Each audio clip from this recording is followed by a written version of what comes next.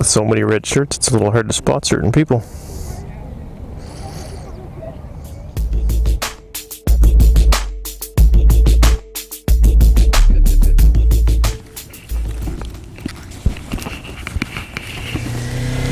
Alright, let's go for a ride.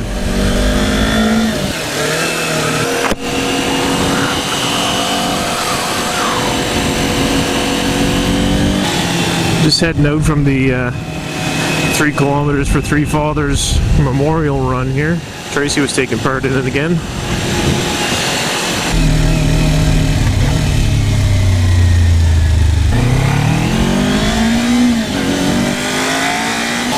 Now, while she heads home to shower, be a good opportunity for me to get out for a little rip. Been wanting to get out for a few days now. I haven't had a chance to ride this thing in weeks, really. This is actually my first time getting out to try this new camera too. Picked up a ThiEye T5E, I guess. ThiEye T5E, I think that's how it's pronounced. I guess it's, you know, another Chinese GoPro clone or whatever, but it really seems to work well in the limited testing I've been able to do with it. This is the first time it's been put to the test on my helmet with a microphone attached to it and everything, so I don't know how it's going to sound. This could be horrible. I stuck it in my dual sport helmet just to test the microphone I've already been using, and it seemed to work well.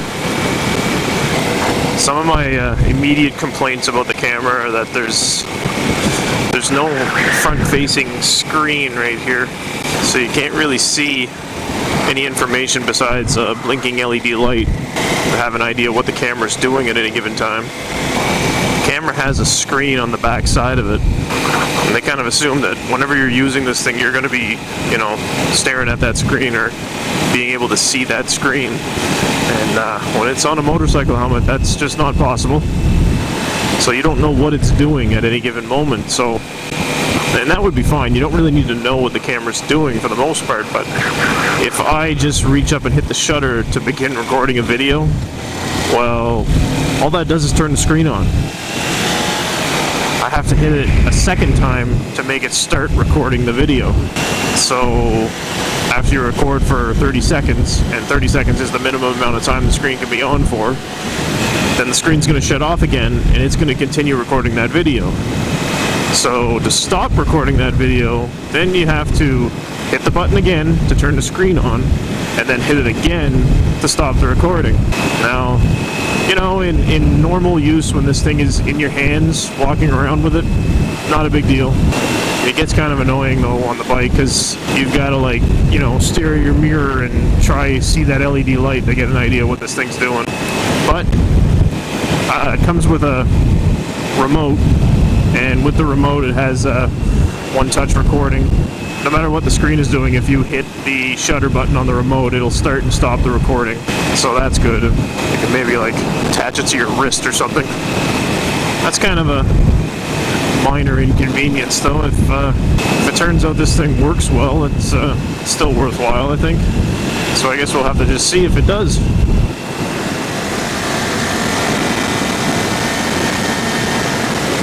Even from a fairly low RPM, you can roll on this thing in a higher gear and it'll pull you right along. It's nice.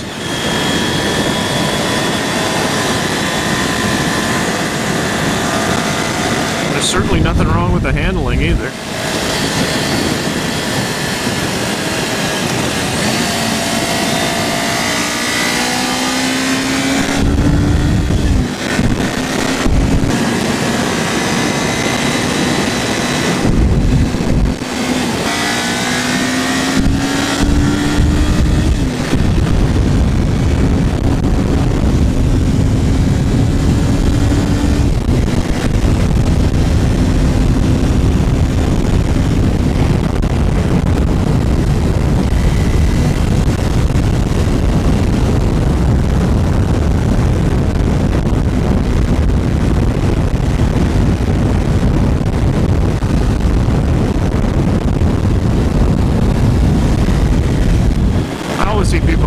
know, oh, why didn't you get a 600? Why didn't you get something bigger when you see people riding these things? But,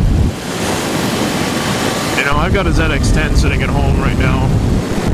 I could have lots of fun on that bike through this road right now, but I certainly couldn't be like wide open throttling it out of every turn like I am with this thing, you know?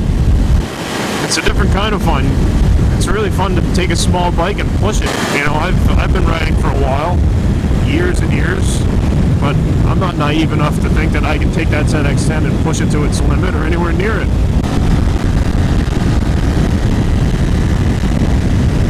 This one, though, you can get a little bit closer to it.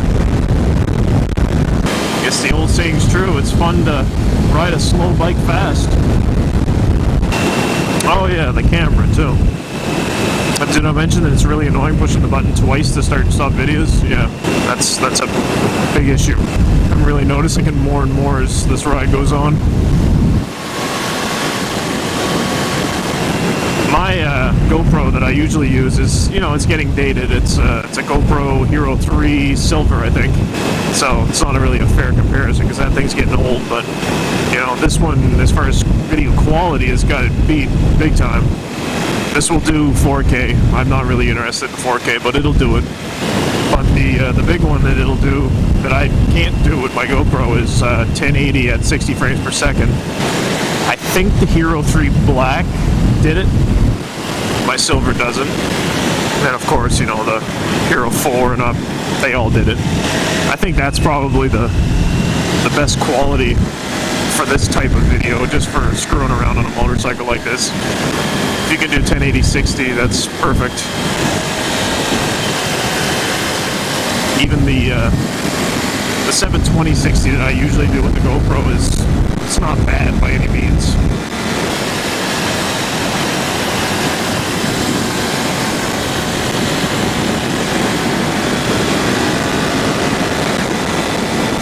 With my luck, this audio setup will just be horrible and you won't be able to hear a word I'm saying, or it'll just be a garbled mess. One thing I've already noticed with this, though, just in the handful of times I've been messing around testing it, I've already had to pull the battery out of it like 2 or 3 times to get it to do anything. It just kind of locks right up and won't turn on or anything. Doesn't exactly fill you with confidence. Checked out their website too, and it looks like they update the firmware on it on a regular basis. Kind of makes you wonder, is it a good or a bad thing? Like, yeah, they're updating the firmware, they're trying to, you know, fix problems, get bugs out, stuff like that, but how many bugs are in there if it's got to be updated so damn much? Like when I got my Hero 3, I think right out of the box it immediately needed one firmware update. That was it. It never got another one. And it's always worked pretty flawlessly. I think it keeps a running count on videos that it's taken, and the file names are up into like 2,000 or 3,000 now. So it's, you know, it's done its share of work.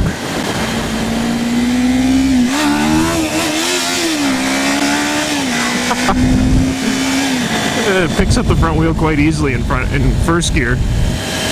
It's just that by the time you're doing it, you're kind of out of RPM.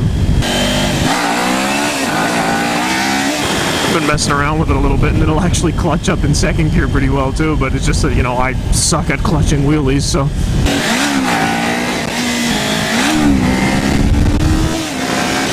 someone who knows what they're doing though, boy, they could have some fun with this thing. Backtrack through the fun section of road, I guess.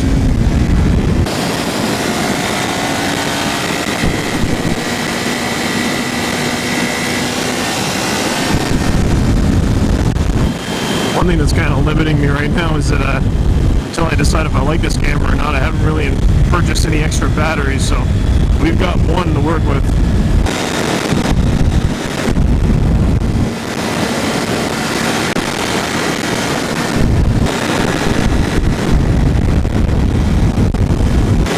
This certainly isn't a real technical review of this camera. Box and showing you everything that comes with it and all that nonsense. It's just basically strap it to my helmet and see if it works well.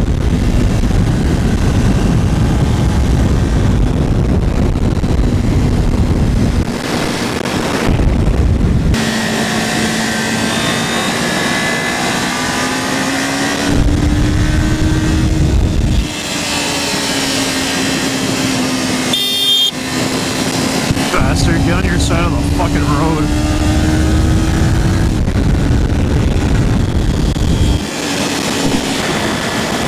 One thing I noticed on the 400 forums that people were saying they're hearing their horn at high RPMs. It's like, I think my horn is going off at high RPMs. And I'm actually starting to hear that a little bit now and then. I think the engine must vibrate at just the right frequency to get the horn going. It's kind of funny. It's not a full-blown, you know, like that, but you just hear that noise. Well, that'll do for my test, I guess.